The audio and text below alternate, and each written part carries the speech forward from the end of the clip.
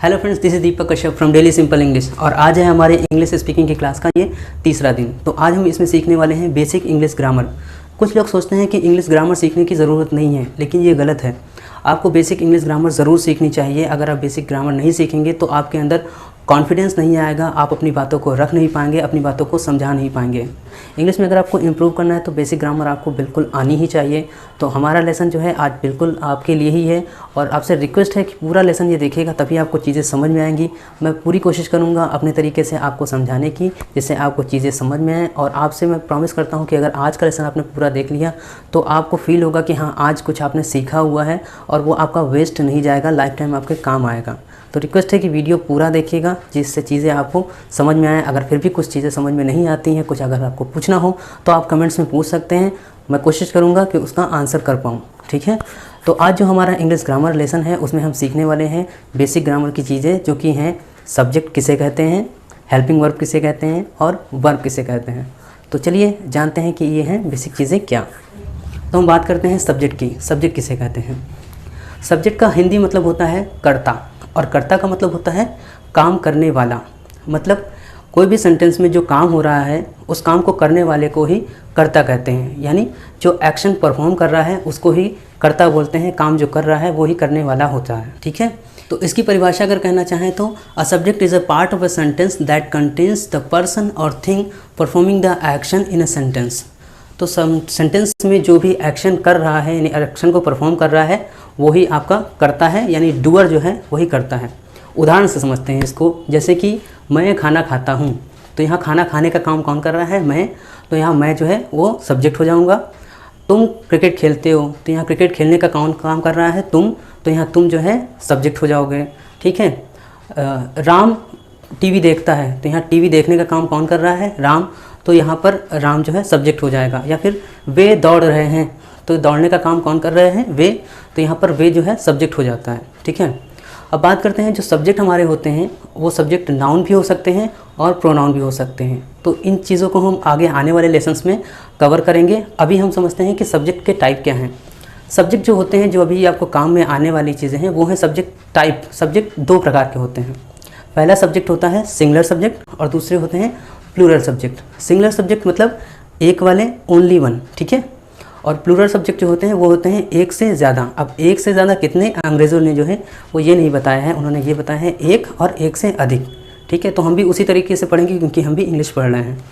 तो एक वाले में कौन कौन से आते हैं उनको भी बताना पड़ेगा अब आपको। तो पहला जो हमारा है एक वाला, वो होता है ही, शी, नेम और इट। ही का मतलब होता है वह या फिर उसे भी आप कह सकते हैं। और इसका जो है प्रयोग जो होता है, इसका यूज़ जो होता है वो सिर्फ मेल के लिए या फिर बॉयज़ के लिए किया जाता है, ठीक है। दूसरा है हमारा शी का मतलब भी वह या उसे होता है, लेकिन इसका यूज़ जो होता है वो फीमेल या गर्ल्स के लिए किया जाता है। उसके बाद आता है नेम। नेम किसी भी चीज़ का हो सकता है, किसी स्थान का हो सकता है, किसी भी वस्तु का हो सकता है, किसी व्यक्ति का हो सकता है। तो नेम जो है वो हमारे सभी सिंगुलर में आएंगे, काउंट होंगे। एक नाम होगा तो, दो नाम होंगे तो फिर वो प्लूरल में चला जाएगा, ठीक है। इसके अलावा बात करते हैं इट का मतलब होता है यह, ठीक है। और इसको हम आगे सीखेंगे और भी इट के बारे में कि ये कब यूज़ होता है। दूसरा है हमारा प्लूरल में आता है हमारा आई, वी, यू, दे। आई का मतलब मैं या मुझे, ये प्लूरल में काउंट किया जाता है। वैसे देखा जाए तो ये एक ही होता है, लेकिन इंग्लिश में से प्लूरल काउंट किया जाता है, ठीक है। वी का मतलब हम, यू का मतलब तुम या फिर तुम्हें, और इसको भी प्लूरल माना जाता है इंग्लिश में। और इसके बाद आता है दे का मतलब वे, यानी बहुत सारे, ठीक है। तो जब हम इंग्लिश के सेंटेंस बनाएंगे तो सब्जेक्ट जो है सिंगुलर है या प्लूरल है, इसके आधार पे ही सेंटेंस में बहुत सारे चेंजेस होते हैं। तो इसे आपको सीखना बहुत ज़रूरी है, ठीक है। तो बढ़ते हैं अपनी नेक्स्ट चीज़ पे, जो कि है हमारा हेल्पिंग वर्ब। अब हेल्पिंग वर्ब किसे कहते हैं? हेल्पिंग वर्ब कहते हैं, जैसे कि आपको इसके बारे में अभी डिटेल में बाद में बताएंगे। अभी इसमें आप ये समझ लीजिए कि जैसे कि जो समय बताता है सेंटेंस में वो ही हेल्पिंग वर्ब है, ठीक है। जैसे कि इज़, एम, आर क्या बताता है कि प्रेजेंट में है। वॉज, वर प्रेजेंट ये पास्ट में है, ठीक है। और फ्यूचर में होता है तो विल, वुड, शैल, शुड, ये तो ये होते हैं हमारी हेल्पिंग वर्ब्स। इसमें कुछ मॉडल वर्ब भी होती हैं, जैसे कि can, could, may, might, shall, should, ठीक है। ये मॉडल वर्ब्स में भी आती हैं, तो इनको भी हम आगे पढ़ेंगे। आज हम जो पढ़ेंगे उसमें पूरी हेल्पिंग वर्ब्स को नहीं पढ़ेंगे। आज हम सिर्फ पढ़ेंगे कैन का यूज़ और शुड का यूज़, ठीक है। कैन का मतलब होता है सकता है, सकती है, मतलब जिन हिंदी वाक्यों के अंत में सकता है, सकती है आता है वहाँ कैन यूज़ करेंगे, और जिन वाक्यों में चाहिए आता है वहाँ पर हम शुड यूज़ करेंगे। बढ़ते हैं हम आगे की ओर। अब हम सीखते हैं वर्ब किसे कहते हैं। वर्ब का मतलब होता है क्रिया, और क्रिया का मतलब होता है काम। मतलब सुबह से लेकर शाम तक, शाम से लेकर रात तक, रात से लेकर सुबह तक, और सुबह से फिर शाम तक जो हम करते हैं वो होते हैं काम, और इनको ही काम को ही वर्ब कहते हैं। जैसे कि बोलना है, पढ़ना है, लिखना है, दौड़ना है, भागना है, सोना है, जागना है, पीना है, खाना है, ये सभी क्या है हमारी, ये वर्ब्स होते हैं। जितने भी मतलब काम है हमारे वो सब वर्ब में ही काउंट होते हैं, ठीक है। तो वर्ब्स बहुत सारे होते हैं, लाइफ टाइम आप सीखते रहेंगे और इम्प्रूव होते रहेंगे, तो उसमें अभी आप जितना आता है उसके ही साथ आप कंटिन्यू कर सकते हैं, ठीक है। तो चलिए बनाते हैं कुछ कॉमन सेंटेंसेस। पहला कॉमन सेंटेंस में बात करते हैं पहले कैन की। जैसे कि मैंने बात की कैन, कैन का मतलब होता है सकता है, सकती है, यानी जिन हिंदी वाक्यों के अंत में सकता है, सकती है आएगा वहाँ हम कैन का यूज़ करेंगे, ठीक है। रूल नंबर 1 लिख लीजिए। कॉमन सेंटेंस बनाते समय सबसे पहले आपको लिखना है सब्जेक्ट, उसके बाद आप लिखेंगे हेल्पिंग वर्ब, और उसके बाद लिखेंगे वर्ब।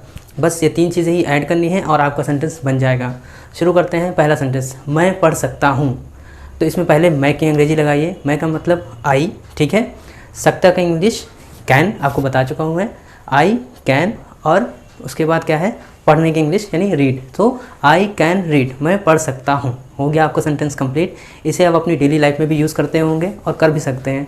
अगर आप चाहें तो आप डेली लाइफ में जितने भी ऐसे सेंटेंस यूज़ करते हैं उन्हें आप इंग्लिश में बोलना ट्राई करिए, जिससे आप इम्प्रूव होते रहेंगे। दूसरा हमारा सेंटेंस है मैं दौड़ सकता हूँ। इसको भी वैसे ही बनाएंगे। मैं की इंग्लिश आई, दौड़ने की इंग्लिश रन, और सकते की इंग्लिश कैन। तो पहले आई आ जाएगा जो कि हमारा सब्जेक्ट है, उसके बाद हेल्पिंग वर्ब कैन, और उसके बाद verb run. So I can run. इसी तरह आप बहुत सारे सेंटेंस बोल सकते हैं। I can read, I can write, I can run, ठीक है। I can watch TV, I can drink water. ऐसे ही आप बहुत सारे सेंटेंस बोल सकते हैं जितनी भी आप हिंदी में यूज़ करते हैं डेली लाइफ में। दूसरा हमारा है शुड। शुड का मतलब चाहिए, जैसे तुम्हें जाना चाहिए। तो आप इसको कैसे बनाएंगे, यू चाहिए कि इंग्लिश शुड, और जाने की गो, यू शुड गो। तुम्हें नहाना चाहिए, यू शुड बाथ। तुम्हें पढ़ना चाहिए, यू शुड रीड। तुम्हें दौड़ना चाहिए, यू शुड रन। तो इसी तरह से आप जो है शुड का भी यूज़ करके सेंटेंस बना सकते हैं, और ये डेली लाइफ में बहुत ही इजीली आप यूज़ कर सकते हैं, और इसको जो है आप अप्लाई करके आप इम्प्रूव कर सकते हैं। तो आपसे रिक्वेस्ट है कि बिल्कुल आप इसे ट्राई करिएगा, जैसे कि मैंने ट्राई किया। मैंने पहले पहला वीडियो बनाया, फिर दूसरा बनाया, फिर तीसरा बनाया। मतलब आप अगर पहला स्टेप नहीं लेंगे तो दूसरा स्टेप आप नहीं ले पाएंगे। तो आपको इम्प्रूव करने के लिए प्रैक्टिस करनी ज़रूरी है। तो आज से ही इसको जो है आप शुरू कर दीजिए अपने डेली लाइफ में, ठीक है। सो इसी के साथ हम आज का लेसन समाप्त करते हैं। आपको नेक्स्ट लेसन में मिलेंगे, जिसमें हम और इंग्लिश के ग्रामर की या फिर बेसिक जो चीज़ें हैं जो कि ज़रूरी है सीखनी, उनकी बात करेंगे। वीडियो में कुछ भी अच्छा लगा हो तो प्लीज़ कमेंट में बताइएगा। और एक सेंटेंस जो है आप मैं कुछ दे रहा हूँ सेंटेंस आपको, उनकी जो है आपको ट्रांसलेशन भी करनी है इसी तरह से, और उनको भी आप बना करके कमेंट्स में लिख सकते हैं। साथ में थोड़ा सा ऐड इसमें करते हैं कि इसके आपको नेगेटिव भी बनाने हैं। जैसे कि आई कैन रीड, मैं पढ़ सकता हूँ, तो इसमें आपको मैं नहीं पढ़ सकता हूँ भी करना है आपको, ठीक है। तो करना क्या है, इसमें आपको तीसरे नंबर पे सिर्फ नॉट लगाना है। जैसे आई, दूसरे नंबर पे कैन, तीसरे नंबर पे नॉट और रीड, हो जाएगा आपका सेंटेंस, ठीक है। I can not run, I can not right, I can not sleep, ठीक है। तो इसी तरह से आपको नॉट वाले भी बनाने हैं। तो ये जो सेंटेंस मैं दे रहा हूँ आपको, इनकी आप प्रैक्टिस करिएगा, और इनकी इंग्लिश भी आप जो है कमेंट्स में लिख सकते हैं। और अगर वीडियो अच्छा लगा हो तो लाइक कर सकते हैं। सो आज का लेसन हम यहीं समाप्त करते हैं।